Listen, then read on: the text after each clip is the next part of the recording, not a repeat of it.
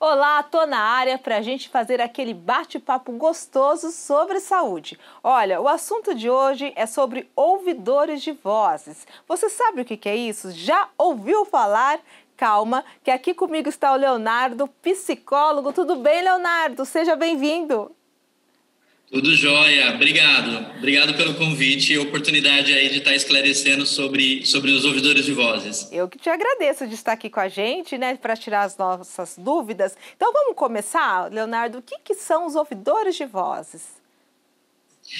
Os ouvidores de vozes é um movimento que começa na década de 80, na Holanda, com um psiquiatra chamado Marius Holmes. Marius Holmes, ele tinha um grupo de pacientes com diagnóstico de esquizofrenia, e uma vez ele chega um pouco atrasado no grupo, né, e percebe que os pacientes estavam conversando sobre as vozes que ele ouviam. E aí ele fica muito chateado porque eles não falavam sobre essas vozes com ele. E aí ele perguntou para eles, né, e eles responderam: olha, é porque senão você vai aumentar as doses dos medicamentos. Né?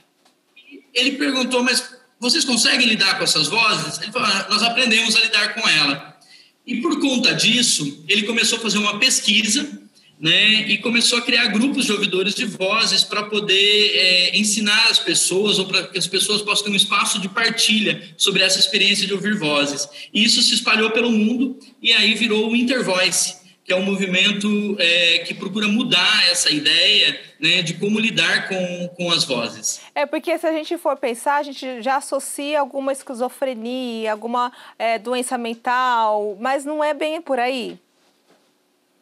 Exatamente, né? A ideia é mostrar que a experiência de ouvir vozes não está diretamente relacionada a uma doença, a esquizofrenia, né? Ela é uma experiência humana que está presente aí na história da humanidade. A gente teve várias pessoas que foram muito importantes para a humanidade, né, que eram ouvidores de vozes, né? Albert Einstein, Jung, né, Mahatma Gandhi, Martin Luther King, eram pessoas que ouviam vozes e que sua vida contribuiu para a história da humanidade. A questão é o significado que essa voz tem em cada tempo, né? Em alguns momentos, as pessoas que ouviam vozes eram tidas como videntes, como oráculos, né? E eram consultadas por reis. Em outros momentos, queimados na fogueira. E hoje a nossa sociedade, até então a nossa sociedade, tem a pessoa que ouve vozes como alguém que é esquisito e que precisa ser curado dessa experiência, né? Eu costumo relacionar isso como ser canhoto.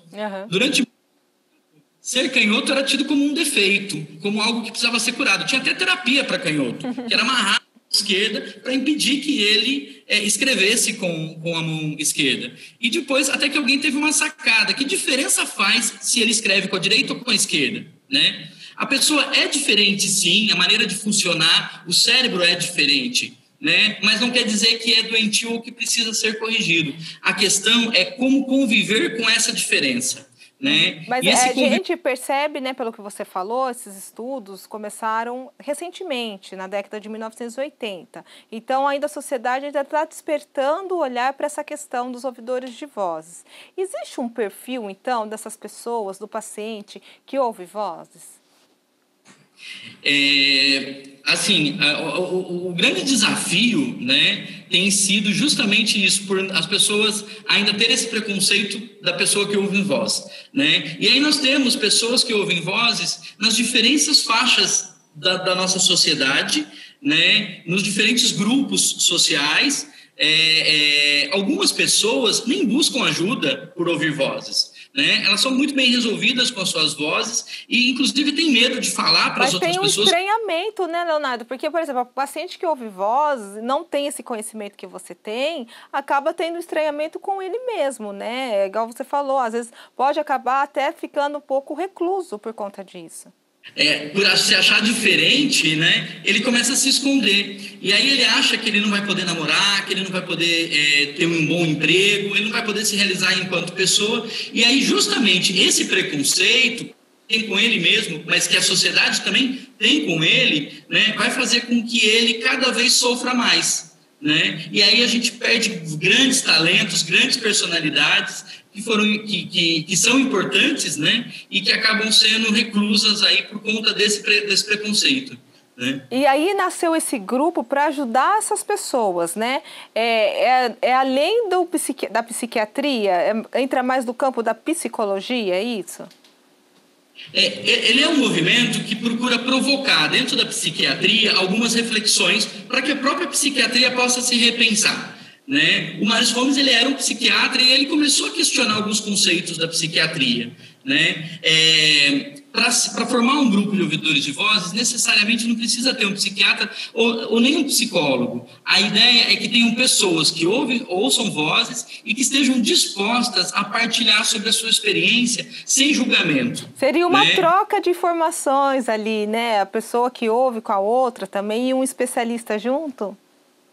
Uhum. E aí poder pegar uma experiência que deu certo com um, né? Poder ser utilizado com o outro, né? E existem várias formas diferentes, como existem diferentes tipos de pessoas, né?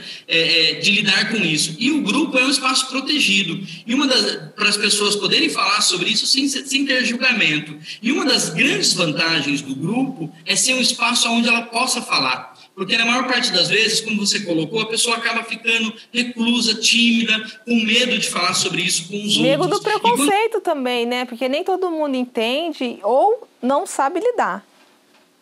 Exato. A partir do momento que ela conta que ela ouve voz, as pessoas começam a tratar ela de uma forma diferente, né? Então, para evitar isso, ela acaba não falando mais. E aí ela começa a sofrer a ponto, às vezes, de explodir, né? Como todo mundo explode quando guarda um segredo, quando guarda uma experiência que o impacta fortemente, né? Não poder partilhar isso com alguém é muito difícil. E no grupo é esse espaço de partilha muito potente. Eu costumo dizer que o grupo ele tem duas funções: ser um espaço de partilha e autoapoio, de troca de experiências, mas também ser um espaço de articulação, para que a gente possa falar sobre isso na sociedade, né? Num espaço como esse, né? Nós já tivemos uma audiência na Câmara também, onde a gente pôde falar sobre ouvidores de vozes, a gente participa de alguns movimentos, né? De poder problematizar para poder desconstruir esse preconceito. É isso que eu ia te perguntar, né? É quebrar o estigma, né? Você dar um passo adiante nessa discussão, né? E trazer todo esse assunto para a população. Porque acho que quanto mais conhecimento, é até melhor, né, Leonardo? Para a gente conseguir lidar com toda essa questão, né? Exatamente, né? E esse conhecimento em todas as áreas, inclusive às vezes na área médica,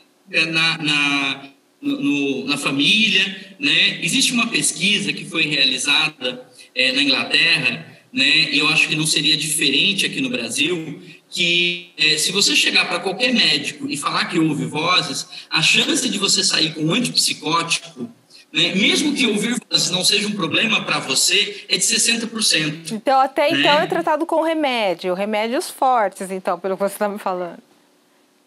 Isso, né? Então, quando a gente chama atenção para isso, não, para aí, vamos ver se isso é problema, se a pessoa está sofrendo por conta disso, né? E se o sofrimento é pelo fato dela ouvir vozes, ou se o sofrimento é por conta do preconceito, ou ainda, se o sofrimento não está encoberto por trás das vozes, né? Uhum. Porque ouvir vozes é algo que é natural da pessoa, né? Ela traz também algo dela. E se a pessoa às vezes tem um trauma, se a pessoa às vezes tem uma dor muito forte do passado, essa dor pode aparecer com as vozes, né? Certa vez, num grupo de ouvidores de vozes, uma pessoa pegou e comentou que ouviu uma voz que falava para se matar, né? E aí, então, algo que tem que ser levado muito a sério também, né? Sim, eu acho que até a questão do aumento do número de suicídios, né, é uma coisa que precisa ser pensada. E aí a questão não é calar essa voz, é entender o que está por trás dela. Nesse caso, uma coisa que foi interessante, que o pessoal do grupo perguntou para ela, né, mas que voz que é essa? Ela nunca tinha percebido se essa voz era uma voz masculina, se era uma voz feminina, se era uma voz... Não tinha essa percepção, né? Uhum. Porque o preconceito era tanto que ela simplesmente negava essa voz. Quando ela começou a participar do grupo e começou a prestar atenção nessa voz, ela notou uma coisa muito interessante, que essa voz era a voz dela quando tinha 5 anos. E aí alguém do grupo perguntou: o que aconteceu contigo quando você tinha 5 anos? E ela contou de um trauma muito importante, né? E que nesse momento do trauma, ela sentiu uma vontade enorme de morrer. E aí, essa E ela voz carregou que vinha, isso para a fase adulta, né? exato, veio para a fase adulta representando essa dor que não foi curada. E aí a questão não é calar essa voz, é cuidar dessa pessoa, é cuidar dessa história, né? E o movimento dos ouvidores, ele traz isso, que o problema não é a voz, né? É importante a gente prestar atenção na pessoa que está por trás da voz. E é possível com esse trabalho, que eu acho que é um trabalho mais de escuta, pelo que você está me falando também, e de dar um norte para a pessoa que ouve voz, consegue trazer também uma qualidade de vida para essas pessoas? Sim, sim, né? Porque à medida que a pessoa consegue lidar com essas vozes, né, ela consegue também construir estratégias de controle, né, para poder cumprir a sua rotina diária, para poder lidar com esse preconceito que os outros têm de uma forma diferente, né, e conseguir se realizar enquanto pessoa, né, de ocupar os seus espaços. Né? Uma experiência também muito interessante, nós tivemos uma pessoa que é de outro município, né? E por conta disso entrou em contato com a gente através do Facebook. E aí nós começamos a conversar. Né? Ela tinha saído de uma internação muito grande, de um período muito longo, né? E ela tinha essa questão com as vozes. E aí, por entender um pouquinho sobre essas coisas, ela começou a conversar com as vozes dela e isso começou a fazer muito bem. Até que de vez só ouvir, ela começou a falar também, né? Olha só que interessante. É papo com essas vozes, porque no fundo, esse bater papo era um diálogo que ela estava tendo com ela mesma, né? Só que um dia ela entrou num ônibus, o motorista pediu para ela parar, parou o ônibus, pediu para ela descer, porque ela era louca e era perigosa. Ela ficou muito brava, e ela não ficou brava porque ela era louca, ela ficou brava pelo preconceito, Sim. né? Ela passar ali. E aí ela fica muito brava, chama a polícia para ela, porque além de ouvir vozes, ainda está brava. Né? A polícia e uma ambulância. Ela vai internada e fica lá um mês nessa internação. E aí ela nota que tinha um enfermeiro ou um técnico de enfermagem que vivia andando com o celular lá dentro. E aí ela falou assim, poxa, ele pode ficar falando no celular e eu não posso ficar falando com as minhas vozes. Aí ela teve uma sacada. Olha, eu vou fingir que eu não estou ouvindo vozes para sair daqui. E quando eu sair daqui, eu sei o que eu vou fazer. Ela conseguiu sair da internação, comprou um foninho de ouvido, conectou no celular dela e começou a andar para a cidade. Como se estivesse conversando com alguém real, então. Né?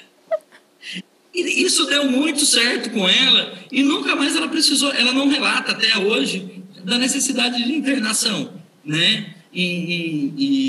Mas, conseguiu... Leonardo, é um desafio também, não só para a sociedade, para o cidadão comum, vamos falar assim, mas também para a medicina, né? Porque você falou que ela foi internada, né? Então é um desafio também para os médicos saber lidar com esse paciente.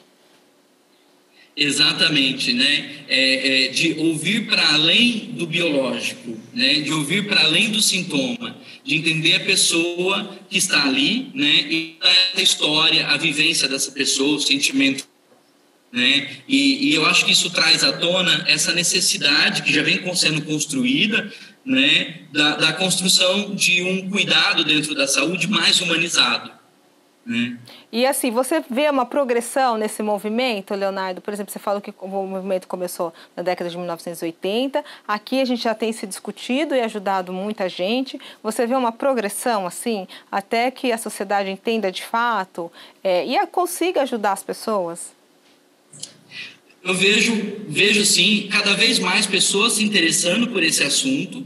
Né? Eu acho que nos últimos 6 anos, né, houve um aumento muito grande dos grupos de ouvidores de vozes, de pessoas pensando sobre isso. Né? Então, assim, se começou na Holanda na década de 80, na década de 90, um grupo da Universidade Federal do Rio de Janeiro começou pesquisa sobre isso.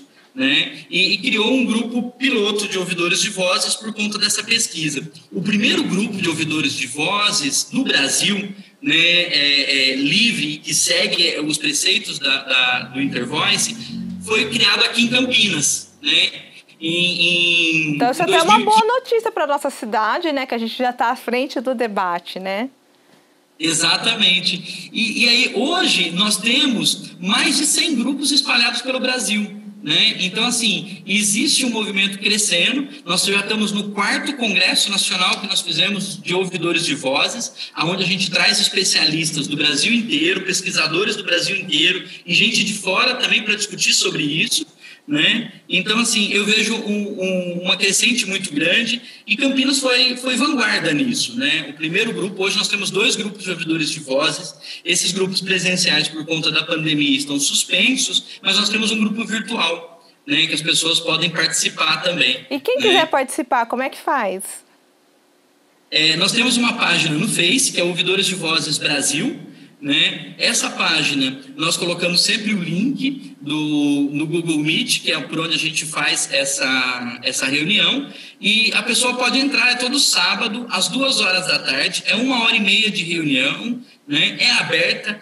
Então, nós temos ali profissionais, nós temos familiares, nós temos ouvidores, muitos ouvidores de vozes que participam e trocam suas experiências e se apoiam. Então, né, vou deixar marcadinho para você aqui agora, Ouvidores de Voz Brasil. Se você tem interesse, quer saber mais sobre esse assunto, se você ouve voz ou é um especialista também na área, pode participar, que o grupo está aberto esperando por você, não é isso mesmo, Leonardo?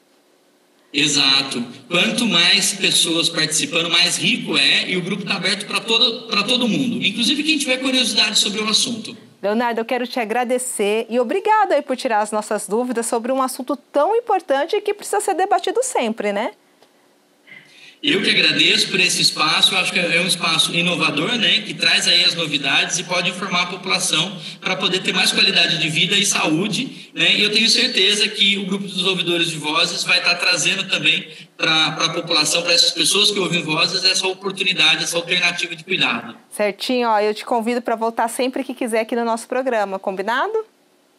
Legal, combinado. E obrigado a você também que esteve comigo e com o Leonardo até agora. Até nosso próximo encontro e, como ele disse, saúde! Tchau!